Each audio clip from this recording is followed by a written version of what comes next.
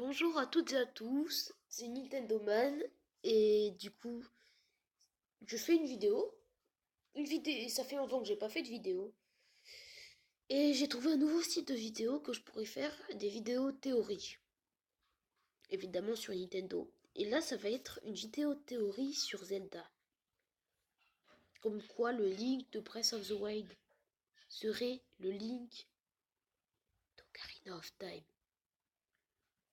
Alors commençons d'abord par Twilight Princess. Non, pas Ocarina of Time, pardon. Alors, le Link d'Ocarina of Time aurait battu Ganon une première fois. Aurait combattu contre Ganon une première fois, mais aurait gagné. Alors donc là, voilà. Et on voit bien dans le dernier souvenir de Breath of the Wild. Enfin, dans le dernier souvenir, que ce que je raconte. Le 9e souvenir, pardon, de Breath of the Wild. Que Link n'a pas de fée. Avant de mourir. Et ben quand on bat Ganon dans Ocarina of Time, à la cinématique de fin, on voit bien que Link remonte le temps, redevient enfant, tout redevient comme avant. Il se sépare de Navi et tout, il a plus de fée. Et puis ensuite, il refait tout ça, mais sans rien, sans remonter le temps ni rien. Du coup, le, du coup, le pouvoir de l'épée de légende aurait été brisé. À cause du fait que Link et tout, voilà. Le temps aurait été brisé. Du coup, Link aurait perdu contre Ganon, malgré avoir eu l'épée de légende, dont le temps aurait été brisé. Link aurait perdu contre Ganon. Et à cause de la défaite de Link, le pouvoir de l'épée de légende aurait été brisé. C'est pourquoi dans Breath of the Wild, on remonte pas le temps en prenant l'épée de légende. Du coup, Link aurait pris 100 ans à se réveiller, mais pendant ce temps aurait donné naissance au Link de Twilight Princess, qui aurait parcouru toute son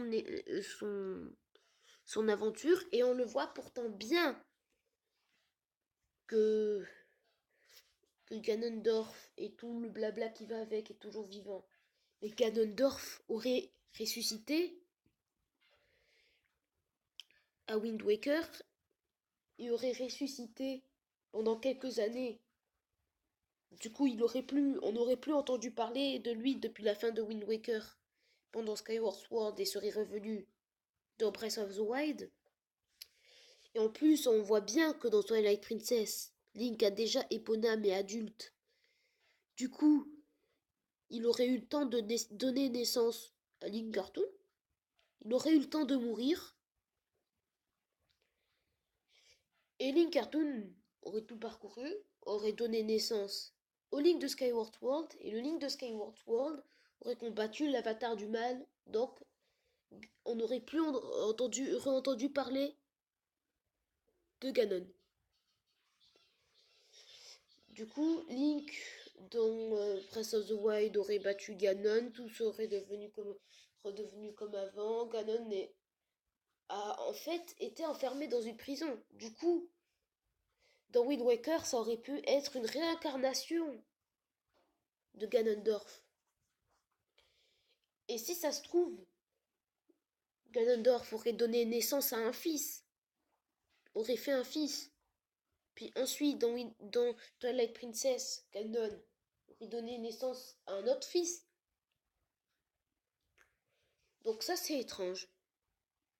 Et à la fin de Breath of the Wild, évidemment, on n'entend plus parler de Ganon quand on l'a battu.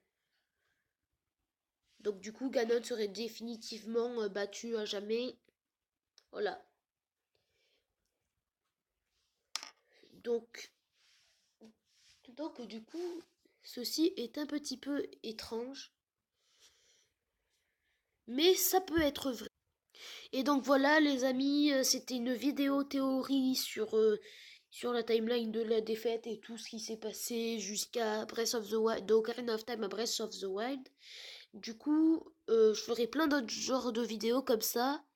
Donc du coup, c'était Nintendo Man.